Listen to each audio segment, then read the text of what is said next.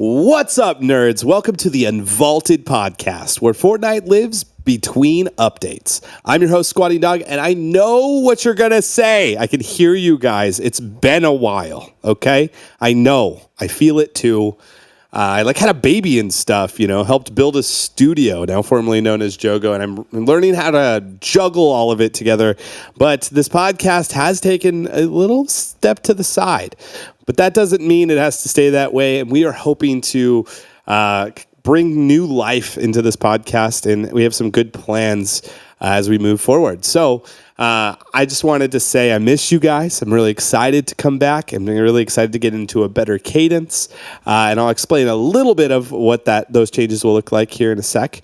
But even before all of that, we have a huge topic that we got to jump into today. And it's very exciting because it's going to effectively affect all Fortnite players and the future landscape of Fortnite as a whole. So I'm really pumped about today's topic and all of the things that Epic has plans for us and for the game.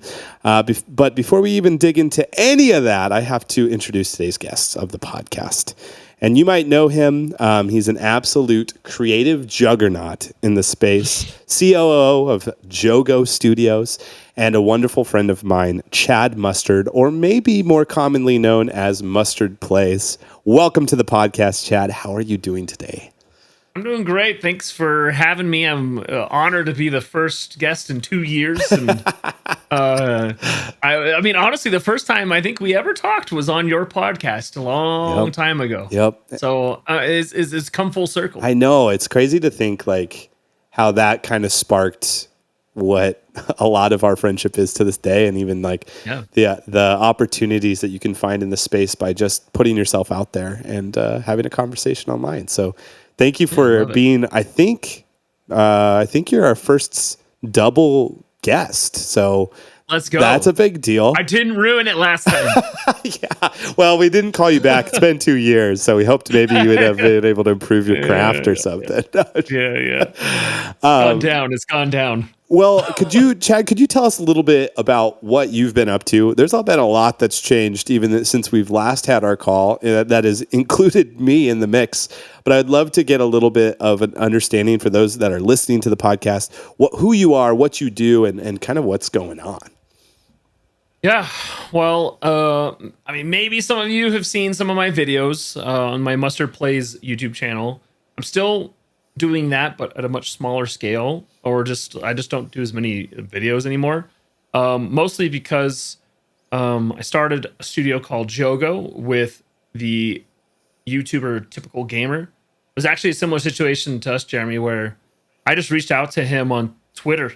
He followed me because he played one of my my Backrooms map a while ago. And then when UEFN came out, the Creative 2.0, I reached out to him to say, hey, we should stream this together. I know what I'm talking about in creative mode, and you don't. So let's stream. And he said, okay. And it was just an instant friendship. I know you know Typical Gamer very well, Jeremy, and he's one of those infectious spirits. And it just kind of, we clicked, and we're like, hey, let's start the studio. And at the time, I couldn't really do my own stuff because my oldest brother still worked at Epic. His name's Donald Mustard. Some of you may know him. And so there's certain rules that I couldn't break individually, but on a team I could. I wasn't breaking any rules on a team. And so we kind of started making maps, and we did it a little bit incognito at first, and we started seeing some success and wanted to start hiring some folks. And SquatingDog was one of the first people. We were like, hey, we're doing this cool thing, because we were watching what SquatingDog was doing on his channels and the cool maps he was making, and we saw the talent and the drive, and we had a really cool vision, and we pitched it to SquatingDog, and he's like, let's do this. And it's kind of been a crazy roller coaster ride ever since. And ups and downs and all over the places, and we've done some amazing things and had to go through some hard things, and it's been really fun. So, and it's exciting now to we have over 20 people on our team making awesome experiences. from what people call the red versus blue slop. It's not really slop. It's like in a really intense and in-depth red versus blue, to really cool new roguelikes, to doing insane live events. It was just a few weeks ago. The Jeremy SquatingDog was a huge part of it, and our map had more players in it than Battle Royale, which was the first time game ever to do that, other than anyone to ever beat Epic Games at their own game.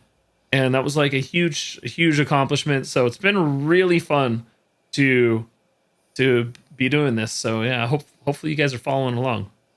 Yeah, it's been a kind of a unreal change of pace for me too. I went from streaming, content creation, podcast, app development, all of that stuff, and that's just kind of paused. Took a pause for building out Jogo and making these games that are going to go head to head with what Epic creates themselves. And so this was our first attempt at kind of taking a stab at that. And the fact that we could see gods bleed, so to speak, was really eye-opening and kind of set a tone for a lot of other creative and people that are trying to get into the space and trying to make incredible experiences. So we're very excited by what we've accomplished at Jogo, but we're even more excited to continue to hopefully stay there a little bit longer than the amount of time that we were there at the top spot. So big things coming from all fronts on Jogo. If you guys are interested, you're listening, you're like, oh, I want to know more. Feel free to,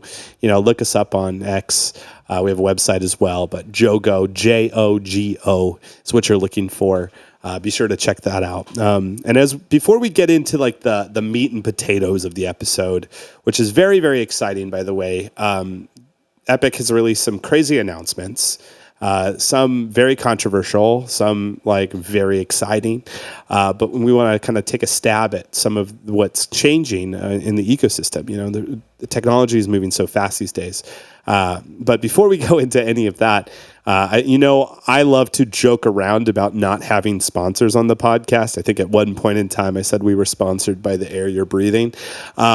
But we are sponsored by this one, Epic Games, who we are kind of critically looking at some of the stuff that they revealed at this thing called the State of Unreal, reached out to me and said, hey, we'd love to hear your voice on this. We'd love to hear, we'd love for you to essentially champion what we're building and critically look at it. So I was like, oh, this is awesome. This is a great opportunity for the podcast. And they wanted to push that. So you at home who are listening are going to get a very candid response to our experience of going to what they call the State of Unreal. But instead of me yapping about it, Chad, could you just tell our audience, what is the State of Unreal? What is Unreal Fest? For context, because I think some people are I don't even know what you're talking about. So could you help make sense of that? Yeah, and for context, guys, Jeremy is not paying me for this, so I can say whatever I want. And Epic's not paying me for this, so this is unfiltered. So Unreal. A lot of you guys know what Fortnite is, but some people may not know what Unreal Engine is. Unreal Engine has been around since I don't know, early 90s, if not earlier. It was originally a video game called Unreal, and then people would take that engine.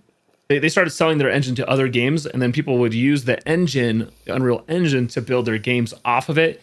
And ever since then, that's really been their main business model, is to make a really awesome engine to power video games. And so honestly, probably 80% of the games you play are built on the Unreal Engine. There's some other engines out there, but Unreal is really one of the the top of the class.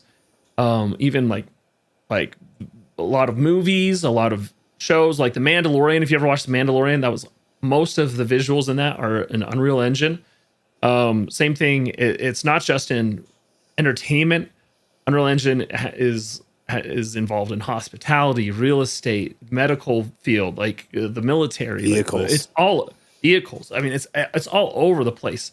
And so every year they do Unreal Fest, where all of these industries come together. It's not just Fortnite map makers or video game. It's all of these industries come together where they talk about the state of Unreal. of the Unreal Engine, which is powering so many different industries out there. And they talk about all the cool different things they're doing. And one of the cool things they're doing is the stuff in UEFN, which you didn't know UEFN stands for Unreal Engine Fortnite. So they are building a version of the Unreal Engine in Fortnite, which is where SquatingDog and I are building these really cool games using that. And there's lots of cool announcements and things that we'll talk about in this, but that's a little bit of the context of what this event was.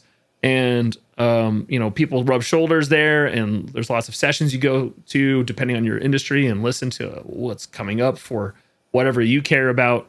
And there's lots of great connections you can make there. So it was an awesome event. Like last year, we met Roji, for those that know who Roji is in the community, and he reached out to us like, hey, I want to be part of Jogo. And now he's a part of our team, which is really great as a game designer.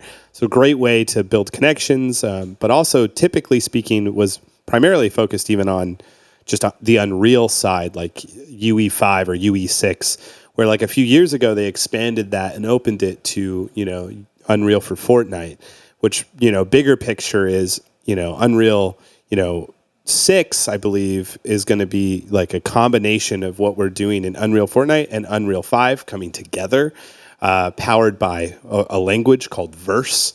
So there's like a lot of technical elements to this, and to a casual listener, you're probably like, yada, yada, yada. How does it affect me? How does it affect my favorite game? So we're going to get into a little bit of that. And so some of the bigger announcements that do affect probably the people listening to this cast specifically are 5 unique things. The first one being AI-driven NPCs that they're calling the persona device, I believe. Which AI in general is like such a hot topic, so it'll be really fun to explore that with you, Chad. And then the second one being also underneath the AI vein is a verse coding system, so a vibe coding system for building out the verse side of the system, which essentially allows people to, do some really incredible things inside of games. Typically, it is the most intimidating piece of most of the process in game dev, and they're trying to make it as accessible as possible with what they're calling the developer assistant. And then the third one being a thing called SceneGraph, which is currently in its beta form. We'll dive a little bit into that tool and how that will impact like games that we play.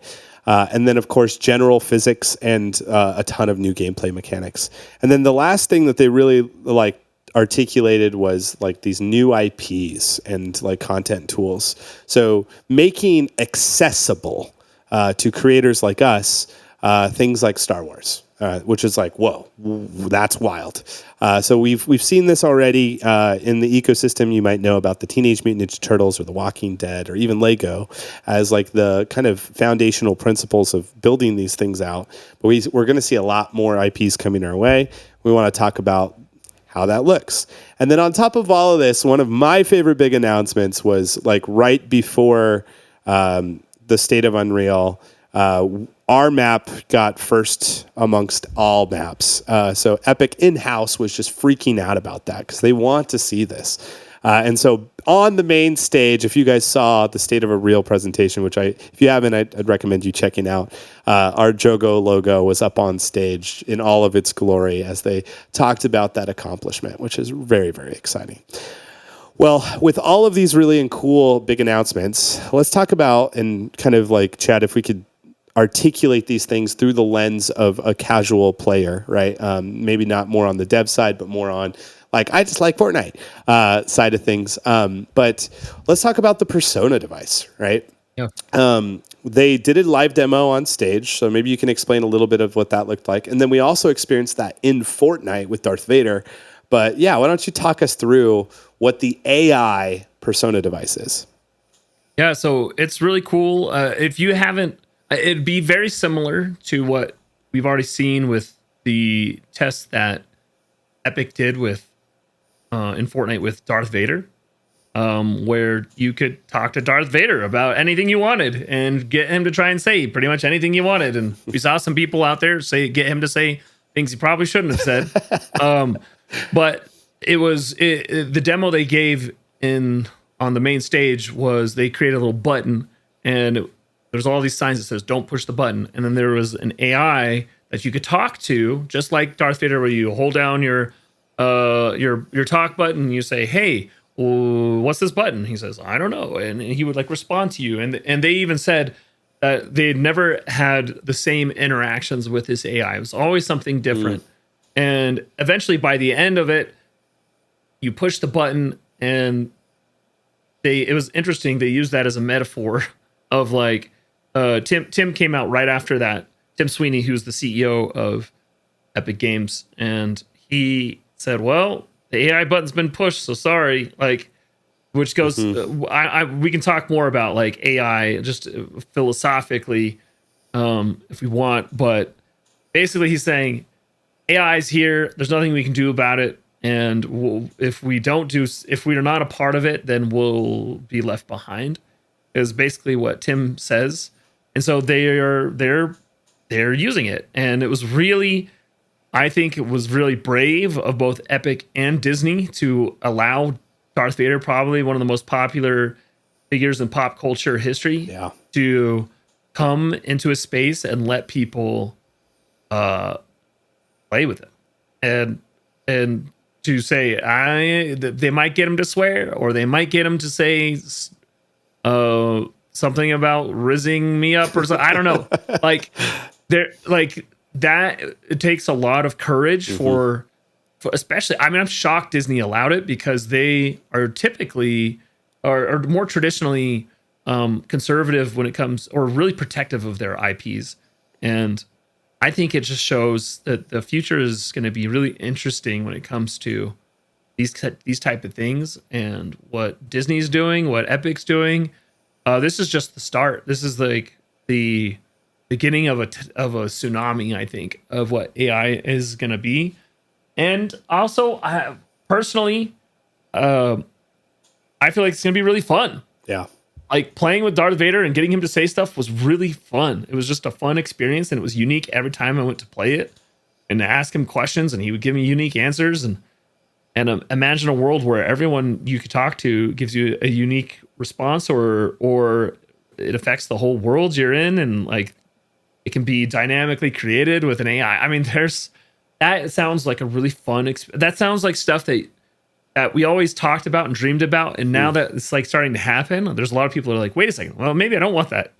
But I think it's too late, kind of thing, is what Tim said. Is we push the button, and well, it's gonna be fun. Yeah, I think like what's really fascinating to me, it's such a polarizing topic, right? Like I'm sure people listening fall within probably two camps. One that's like, whoa, no AI, it's inhumane, these types of things. And then there's the other side that's like, oh, let me play with it, And I think like, wherever you are on that, like obviously want to be sensitive to that, but also like, it's really hard to stop it. I remember when the internet came out, like it was just kind of like, it was like crazy. It changed my life, right? Like it was just life changing. And I remember back then people being like, don't use the internet, you'll never read again. And like all of these really interesting, like, topics on it. And I think like AI is moving at such a rapid speed. Technology is moving at such a rapid speed that we have to learn how to just do it with integrity. Right. And I think that was a lot of like Tim's, idea was like, we could just choose not to do it, but we want to lead with integrity, with this. And I think like by using Disney as kind of like one of the brands that exemplifies family friendly for the most part, and being safe and careful of children and what they're intaking, I think like that was where I agree with you in the brave aspect of like, wow, like you're really leaning into this. But then moreover, like what's really fascinating is like, I love how simple it is to use. And so they showed the demo of the push the button that you were talking about. And there was like, I think 7 lines of code. And it was just like, be sarcastic, like be witty, like always try to get them to touch the button no matter what. Like there was just a few lines, and then it transformed itself to being what it needed to be. And I remember early on in video games, playing GTA 3 and driving down the streets, and there would always be this one lady that I would maybe bump into with my vehicle, and she would be like, wah, and it would be like the same wah every time, wah, wah, and it was like, I was thinking to myself, like, it would just be so nice if it was a real person, because they wouldn't make that same sound again and again and again.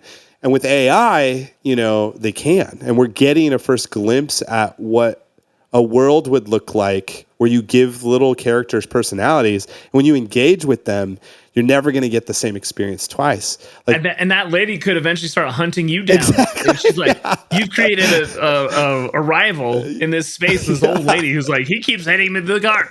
I mean, that becomes like a really interesting, fun game, because it's like, wow, this lady that you hit every day is now like, now she's got like, she's ready for you the next time you come around the corner. She's like, I don't know. Machine gun purse. Like, yeah, exactly. So it's, I don't know. It is one of those things. I think it's a technology, AI in general, where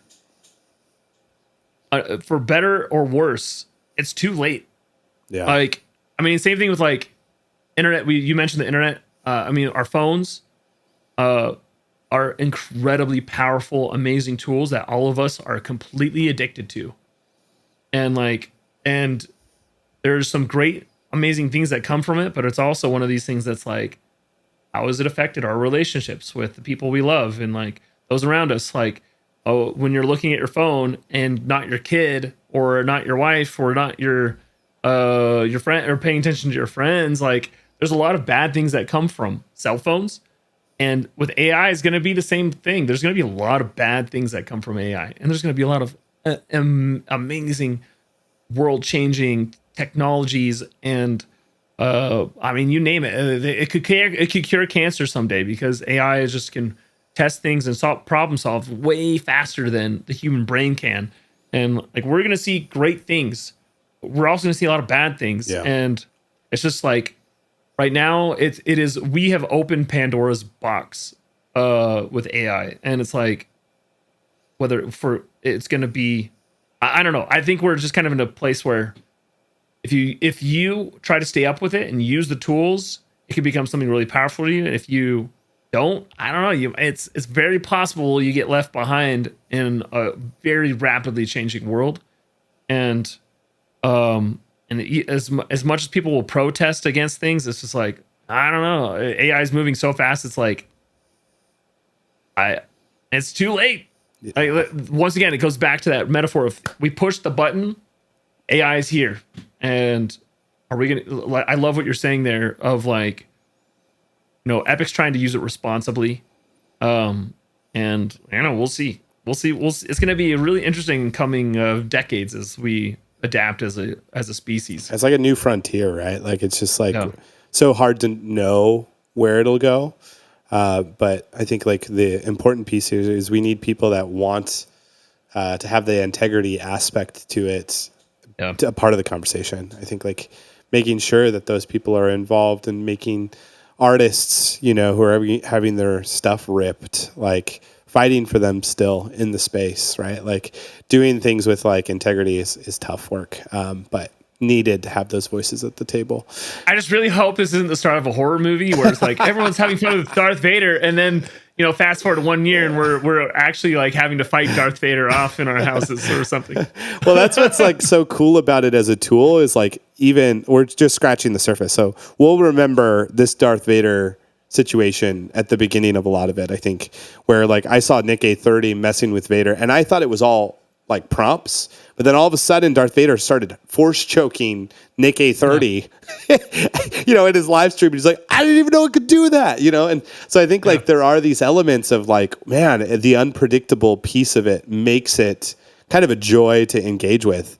But yeah, like how it expands, they went beyond even just like, like an AI assistant tool, which will be available to creators. So you would be able to bring in this model, put it in your world, give it a personality, and see how it engages, which is really interesting and cool. Like, I feel like that'll open up so many different games inside of the space of UEFN specifically, especially story-driven experiences. But then secondarily, they also created this thing called the Epic Developer Assistant. And this is AI for verse coding. So essentially versus the common language that is used inside of like Unreal Editor for Fortnite, and it allows us to do things in code that you would normally have to use devices for. So like spawning a player, moving a player, like doing whatever we want in like a game loop. This is the ability to be able to type into a chat, much like ChatGPT, and be like, make me a like 2-player game that like blah, blah, blah, blah, blah, and then write it all out. And then it will generate some code for you. Now, we have some engineers on Jogo's staff and team, and they're playing around with this tool. Some of them love it. Some of them are like, it's not perfect yet. Blah, blah, blah. But like, it's in a place where at least you can like reverse engineer, a lot of things and actually speed up development of learning verse. So if you're listening to this and you're like, have been playing around with the idea of like diving into verse, this actually might be a really cool tool for you. And I was kind of curious from you, Chad, like if you think like AI coding tools, like these AI coding tools will help like small game devs actually have an impact against like big game devs that might have a whole bunch of people. Like if you're able to expedite your process with like this verse coding, do you think like it'll have any impact? Like, what do you think that impact will be, especially maybe on those that are solo devs or smaller communities? Yeah, I mean, I think it's an incredibly helpful tool. I think to me, it is something that can speed up anyone's process. I think one concern I have with it is those that don't really know how to program may go in thinking, hey, this is going to program everything for me perfectly. Yeah. And then they're going to run into all sorts of problems and not know how to fix it. And so I still think you will need to know the principles of programming and know how to go in and fix syntax and all those things. So I don't know if it's just like going to be super helpful to people that don't know how to code. And they're just like, hey, program this thing for me. Now it might get to the point where it can, but it's still an issue where if something's wrong, you need someone who knows what they're like doing to go into the code and find what's happening. And so I think for those that do know how to code and know what they're doing, using this tool is going to be like moving from using a nail and a hammer to now they have a nail gun where. Yeah. If you've ever built something with a nail gun, it's like so much faster, and you're done. Mm-hmm. And versus a hammer would have taken you 10 times longer. And so that's what I see. I see it as a wonderful tool to help speed up our programmers. There's a lot of when you're coding, there's a lot of tedious work of rewriting something, or you have to do something 10 times. Or 1,000 times in some cases. And I think this tool is going to be able to speed up that process to where we can make more experiences faster, bigger, and better. And not because the AI can do it bigger and better. It's just that the programmers can spend more time solving the big problems and trying to use the AI as a way to write code quickly. And then, making some adjustments to it. And then we can just do more fun things and create out of our head, because the AI is not going to do that for you. It's not going to create anything unless you're prompting it the right way and then putting it into your project properly. So yeah, I think it's really exciting. And I mean, I'm hoping, our programmers can figure out how to use it so that it can double or triple or even quadruple their work. It's not to replace them. It's just to help them be able to do more and be actually less stressed about stuff because they can do it so quickly. I love I don't know the quote or who quoted this, but I had heard this in passing, and the idea of like AI can enable a person to do hard things fast and impossible things could be hard, right? Like it allows like the scope. I don't know if you've ever seen an electric bike or have ridden on one, but like some people that have them just use them just for the electric part. They're not doing any pedaling at all. But there's some people that I know that love doing like mountain biking, and they all have the electric piece to it. And they use it, they pedal the entire time. The reason why they love it is that they can travel 3 times more than they could if they just did it on their own. They're still doing the same amount of exertion. If you look at their watches and, pulled the data on it, they're still doing the work, but they're going 3 times like the distance. And I think that AI as a tool kind of like makes sense to me in that way quite a bit. And so it'll be interesting, nonetheless. But so that was the second announcement. The third one that was really big, which even as I'm articulating this, I'm like thinking of my viewer at home, like listening to this, and I'm like, how do I explain to them SceneGraph and like how that benefits them? But Chad, so the way I would describe it, I think, is just that like in open worlds, right? Like if you think of all the games that you play for open worlds, you might notice that there's like a house, and that house might be replicated once, twice, 100 times, and you get used to the fact of knowing exactly where the chest is, exactly where the door is, going out the back window, all like because it's the same house that's just been copied and pasted.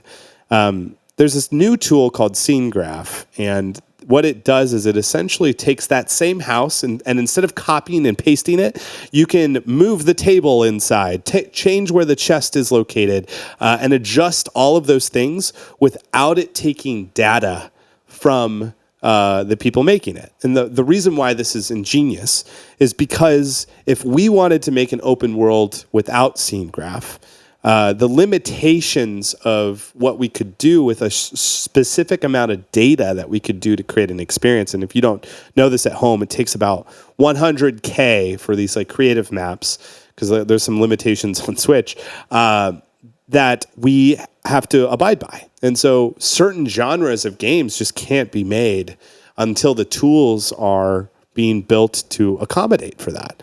And SceneGraph is the first stab in a direction of being able to create massive worlds and more things on screen without it costing more data.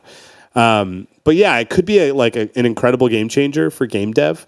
But I was curious for you, Chad, like, have you experienced it speeding up like world building processes? Like what's your angle on it? Do you think that this is going to be a really good tool in general? Yeah, I mean, it is still one of those things that's in the very early stages of figuring out how we can use it the best. I'm really excited about being able to build bigger experiences because of it. I also think it's going to speed up some of the processes of. I mean, for example, like if you're building like a platformer, for example, like a Mario type level, and there's a platform that goes back and forth. Right now, without SceneGraph, you have to go in and program all the things for every single platform. But now you could set it up in SceneGraph and then just as like its own prefab that has those certain qualities, and then you can just plop it in wherever. And so to me, that's exciting for not just our programmers, but our game designers and level designers and stuff to be able to just do things faster. And then if you need to make a change to all of the platforms, you can just make it in the SceneGraph as opposed to having to go through 100 different platforms and make those changes. And so I don't know. It's still one of those things that's so early. And I think it's also one of these tools that Epic's going to expand a lot in the coming year. Like I think what we're seeing today is what SceneGraph is going to be very different in a year from now. It's almost like its own engine. And it's almost like, because like UEFN's its own tool, like this is like a massive tool within the tool that's going to be changing constantly. So I'm excited to see where it goes.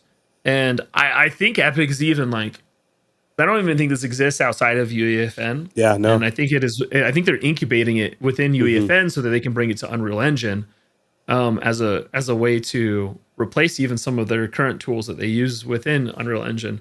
So it'll be interesting to see how it evolves. Yeah, we're all guinea pigs, It also integrates with Verse 1-to-1 pretty well. So I think like the language that they also want to bring into, Unreal Engine, this is also a part of that. Like both of these play really well together. And so, yeah, I think you're right. Like it'll be very interesting. It's still in beta, I think is the current term. which always makes me nervous when we're like building a full game on it. Like we have an upcoming game that we're working on right now. We're like, let's use SceneGraph. And then it's like, SceneGraph isn't really ready yet. We're like, okay. Which break every week. Yeah, so it'll be interesting to see how that flow happens. But in terms of so that's number 3 that we just talked about. Number 4 is physics and kind of like driving physics. Epic purchased Fall Guys, which uses physics. And I think like that was a very monumental move towards like getting experiences that interact with world elements. We don't really have that in UEFN or hadn't for a while. We've had very janky versions, if anything. We'd be excited about a beach ball that we could have like players run into. But now we have physics. I'm kind of curious, Chad, your kind of scope on that announcement and, what you make of physics as a whole for the platform. I mean, physics is a major part of what makes games fun. And in a lot of games it's restricted, and in some games it's not, right? Like, and those games that are very chaotic and really fun. I just think anything like this where it's physics or SceneGraph or something, it just opens up more possibilities, right? For your imagination. You say, I imagine a world, like if you look at what's the name of that game, Katamari. Yeah, I don't know if you ever played it. So basically what the game is you're this little like god type creature, and you roll this ball, and anything you touch it picks up, and the ball gets bigger and bigger and bigger until you're eventually like picking up houses, and then you're picking up trees, and then bigger, even like states. Eventually you're like picking up worlds and galaxies. And it's all attached to this ball you're rolling up. Like, that's a really silly game premise, but it's also really fun and cool. And those are the type of things we could never even like consider in UEFN, but with physics being enabled, now that becomes something we could actually do. Or any type of derivative off of that, ragdolling and sports games. Like, you couldn't really do anything like soccer or football or even like oh my gosh, my brain's freezing. What's the car Rocket soccer League, game? yeah. Rocket League. Right, Rocket League you could really jankily do before, but now you can actually make it. And I mean, there's just it opens up possibilities for developers to create new experiences. And maybe, you never know, someone is going to make a new experience using physics that has never been done before. Yep. And may become the next trend in gaming. So any of these announcements excites me, because you never know. You never know what's going to come out of it. And it's these types of communities like the UEFN or Fortnite creative community where whole game modes can take over gaming. Like, you even see it in Roblox, right? Grow a Garden has just completely taken over. Yep. I mean, it has more players in Grow the Garden than any other game out there. And it maybe some other AAA now is going to try and create their own Grow a Garden and like become the new Fortnite, right? And like you just never know. So the physics announcement's very exciting. Did you ever play Gang Beasts? No, I don't know what it's essentially like these little claymation dolls, and you like can like grab onto people, you can like smack them and then knock them out, and then you can like chuck them, and you're like on the side of a submarine, so you like throw them off, and like they go into the water and they're like knocked out, and like I remember seeing that. It's so much fun. Like, and I feel like when they made the announcements of a physics system, I was like, yes. And then I didn't see Ragdoll, and I was like, no. Like, I want so badly for, like, if you did a slap game and I slapped another character, that their physics would like fly through the air. So I think it's a step in the right direction. It still gets me less excited because of Ragdoll not being incorporated, but I still think like it'll create things like Portal, right? Where you can like just pick up a square, put a square on another platform, it opens, you can go down on a lever and walk up the side of the wall. And so I am very excited about all of the platformer genres that accompany it. But in Fortnite, we're so combat centric that like I feel like the ragdoll element, once that comes out, will probably have a massive impact in the combat genre. But I do hope that this opens the door for new play styles. You know, I've always been an advocate of like, I describe kind of Epic Games as like putting a dog cone on a little bit in terms of combat. That's all they see is combat. They're not building so many tools that are like beyond combat. And I think this is one of those tools that we've been asking for a while that goes beyond combat. And so I get really pumped at like the widening of the gap of what type of play experiences players can come to Fortnite for to kind of revolutionize the concept of what Fortnite even is. So I think this is going to be one of those things that will push that for sure, which is 100%. Very exciting. And then the last announcement, right, is like this idea of IP integration and monetization, where never before have we experienced like these major IPs giving household people their IP to be able to utilize those things. So, you know, the venture point started with Teenage Mutant Ninja Turtles. We've since then have seen a lot of other IPs. We've seen Lego enter into this. We've seen Walking Dead enter into this. And they also announced at this that Squid Game will arrive June 27th, followed by Avatar Last Airbender, and of course the coveted Star Wars. So give me your take on getting that announcement on the show floor and kind of like where your brain goes with being able to have access to some of these really incredible IPs. Well, I mean, I love that IPs are seeing the vision that Tim Sweeney has of this potential metaverse, right?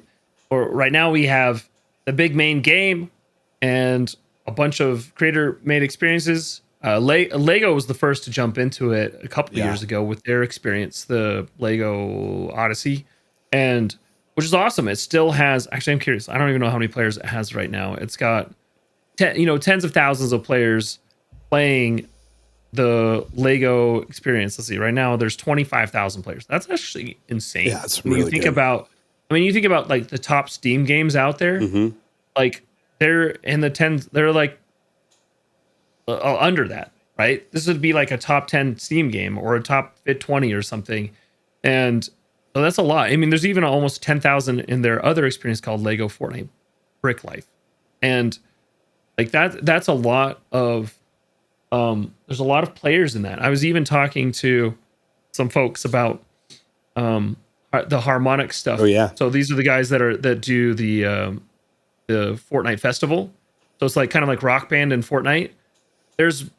They're ecstatic about the numbers, and we look at it as members of the community of saying, oh, my map only has 50 players in it, or oh, it's falling off, it's only got 10,000 players in it or something. And it's like, well, that's actually one of the most popular games of all time. It's really hard to keep these things in perspective. So I look at these IPs coming into this space and saying, yeah, we want to play in here.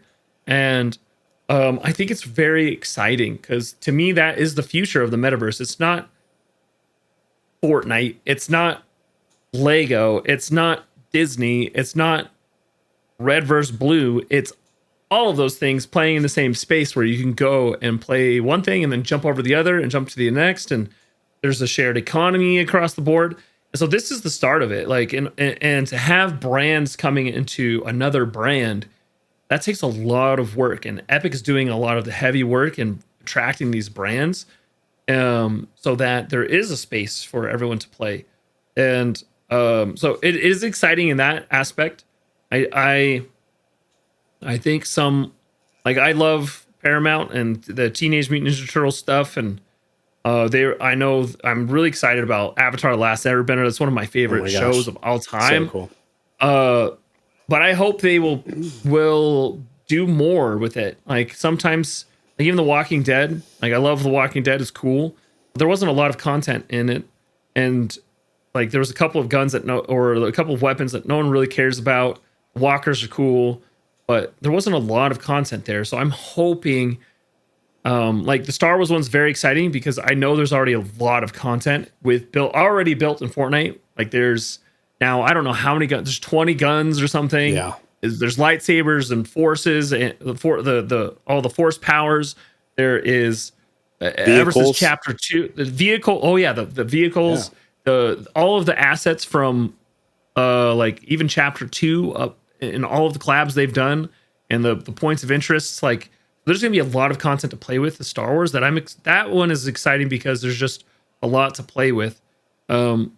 Versus some of these others, I'm like, I hope they will come out with more content. Like with Avatar, I know they've got a few really cool powers. I hope they just do more with it. Like they should make more water bending powers and more, they do metal bending and all of the cool stuff that's in the show. Like I hope that is part of the expanding universe as opposed to just like, here's a couple things now, go make some stuff that is cool. And they kind of put it on us. I hope they'll just give us more resources to work with, as opposed to just a few crumbs. Is what it feels like sometimes. Yeah, no, I definitely agree with that. Like a lot of my feedback to Epic and to these IPs is like, man, the charm of when Fortnite came out. I just remember the cadence of like every week some new weapon would come out, some new thing.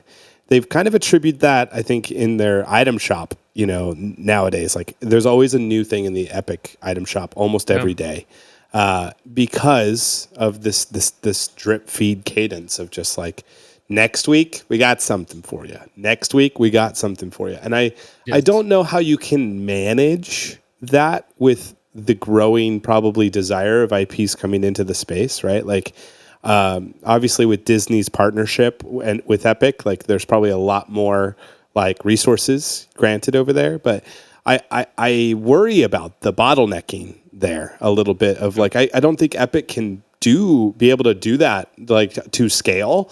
But what I want is like kind of like what you're saying with airbending. It's like, man, imagine like week 1 we get the Fire Nation prefabs. And it's like sick. Like Fire Nation is like we can start building stuff out. Next, maybe 2 weeks, we get Air Nation, and we get like like I feel like that type of drip feed would be really great because then over time, we will have epic amounts of content. And I think one of the problems we have currently is that we don't have those assets, so we have to just kind of make things that we know will work in the space. And what that does is it kind of pollutes some of the creativity that I think, from a player base, they're like, oh, Teenage Mutant Ninja Turtles, right? And then we get the feedback of like, well, now there's a pit. Now there's a red versus blue. Now there's and I think that is one of the ecosystem problems that we have because we're reacting instead of getting the sheer amount of resources we need to be able to make like high quality experiences. So I am very curious. And it's a risk still too of like, there's things that you're like, okay, I'm in a Teenage Mutant Ninja Turtles island and I want to put in some Teenage Mutant Ninja Turtles art, but then it's like, you can't because the IP hasn't approved it. Yeah. And it's like, so it's a little awkward. It's a very awkward space. And like if they don't release Fire Nation or all of the nation's different prefabs and galleries, then it's like, well, then we just have to go make our own models. And then they're like, well, that doesn't really look like the Fire Nation one in the show. So that is just, and then can they say, take down your map because it doesn't fit the art style that they wanted or so it's an awkward space where things are still, it is definitely a learning space right now for both brands and developers. Yeah. And it is a concerning thing for us where, like as a company now where we're like, hey, do we want to spend a lot of time making an experience for The Walking Dead or for Avatar or for Teenage Mutant Ninja Turtles and spend a ton of time on it when we don't know how the audience is even going to react to it? Or like even there's not even a lot of content. So we're just like, yeah, let's make a red versus blue real quick and just see how people respond. And then if people are jazzed, we'll make something better. But then it's like you've already lost the moment. So it's kind of awkward. And for teams like ours, we just have to like hedge our bets and say, you know what, Star Wars is going to be cool. I like Star Wars, so we're going to for sure make a cool Star Wars map and just hope it does well. So it's kind of an awkward space, but it's also very exciting for kind of the reasons I've already said. And yeah, we'll see. I mean, the Squid Games one's really interesting. I don't. I don't know. I mean, I don't even know what they're gonna release to us. They're gonna give us Suits. some suits. The ability to gas somebody in a limo. Yeah, I don't know. It'll be interesting, but I am excited. I think like those, just the mini game aspect, they could do a lot with. Like, but yeah, it's gonna be cool. I don't know, but that's like on us to make the mini game. So it's like, I don't know. They just give us like the cash. The girl, the cash and the girl head. I want the head. That twist would be crazy. Yeah, I mean, so it'll be interesting. It's fun space though. Okay, so those were kind of all the announcements at the State of Unreal, but I left the Juicies thing for last. While we were there, they also told us that the Fortnite Data API and discovery tools would be open to anybody who wants to see them. What that means is, as of June, I think it was 9th, Fortnite Data's API just it includes everything that is happening in the ecosystem, every game, and all the metrics associated with that game. Not only that, but like under all of the different like genres of games, how they get sorted and like what metrics are used. So this is a really big deal. But why is it a big deal to a casual person, Chad? Like, why would we get excited about this, and how does that benefit people playing our games? Yeah, I mean, the more data developers get, the better it is for the players, because it helps us make decisions on what's fun and what's not, right? And what's getting people to come back to the game and what's not. And so much of what we do, or if Fortnite does, or any game out there, is dependent on the players. Like, if players love something, then they'll do more of that. And if people hate something, they'll do less of that, right? And you have to give time for ideas to really catch, and or to really fail. And honestly, I think that's one of the reasons, we're still here talking about Fortnite 7-8 years later. Is because Epic has looked at data and made decisions on it, and it's a game that's still alive and kicking, and hopefully going to grow in the future. And they've made mistakes. How many times have you heard, "Oh, Fortnite's dead"? I don't know. Fortnite's died now like 100 times. But it's still here, but it's still alive. And I think that's how, looking at this data for us, we can now see what players are responding to and not responding to, and what's working on our map, what's working on other maps, and what's working in Fortnite Battle Royale, and what's not working. And hopefully it helps people make better experiences. Yeah, I think like this is massive, because like ultimately, I'm sure if you're listening to this, you've probably used Fortnite.gg, right? Like, so what they did for data, whether it's how many wins you have in the game, to like what outfits are most popular, to like what maps are doing really well in different rows. They took Fortnite's API and were able to spit out fancy looking graphics for us to be able to go, oh, so that's how it's working. Oh, so that's why this works the way it does. And so by Epic going public to us, we then have the ability then to take that data and make informed decisions that will help our player base be more excited about our games, and hopefully direct them to new experiences that we know that they will like, because we can look at the data and suggest like why we create what we create. So hopefully it'll only bring more competition into, the ecosystem, and that competition will only make better things for players. And so ultimately, I think players win when this data is shared. And I think like that'll be very exciting to see the future of utilizing that open source data to inform how we build new and incredible experiences. So yeah, very exciting stuff. I am stoked about this call and this conversation, Chad. Thank you so much for being here. We're getting close to the end of our podcast, so I would love to give you a chance to be able to talk about if there's anything you'd like to shout out or talk about, or anything that you're excited about coming up, that people that are listening could get more involved with whatever you're up to. I mean, nothing too crazy other than, a big shout out to Jeremy SquatingDog. It's been really fun working with Jeremy for the last couple of years, and we're making some really cool stuff, and I'm really excited about. The live event the other week was awesome, and was up way too late with Jeremy a couple of nights. Working through issues and problems and whatever to then have something awesome is really exciting. We also just released a roguelike, which I'm addicted to. It was really fun. It's called Super Roguelike. You should go play it on Fortnite. MustardPlays, I'm sorry it hasn't been as much content on there. It takes a lot to build and run a studio like this, as you've seen in SquatingDog's content, too, because there's just a lot of work and a lot of energy that goes into it. And so, I'm hoping as things move forward, we'll be able to share a lot of the stuff we've been working on, and it's really exciting. It's really exciting times. So maybe I can get some AI to help me make some videos. Yeah, that'd be great. AI, do my YouTube. Thank you. Exactly. Well, thank you so much, Chad, for being on the Unvaulted podcast. Yet again, our first two-timer. Yes. Thank you so much. And of course, a huge special thank you to all of you, our listeners. Feel free to contact us on Twitter at, I guess it's X now. It's been 2 years.